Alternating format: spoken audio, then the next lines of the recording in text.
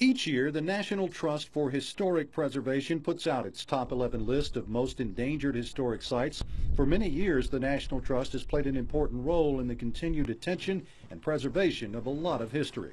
We look at structures, buildings, sites, and those that have some type of threat of demolition, threat of falling apart. In the case of Fort Gaines, it's threatened by the same thing that threatens Dauphin Island, erosion from the Gulf of Mexico. It loses some 9 feet of ground per year to erosion.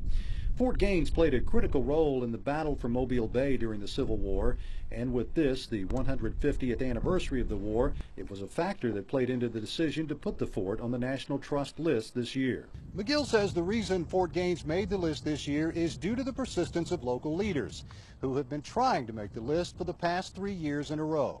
Well, several trips to Washington, D.C. to meet with them in the past years, working through our representative in Washington, D.C., who we've had hired for several years now, has done a lot of legwork for us as well. The designation as an endangered historic place opens the door for national attention and funding from the National Trust and others to help preserve it for many years to come. So yes, getting on this list brings that attention to the plight of this fort. And making sure the fort stays viable means continued tourism and emphasis on the historic relevance of the island and the Gulf Coast. On Dauphin Island, Bill Riles, News 5.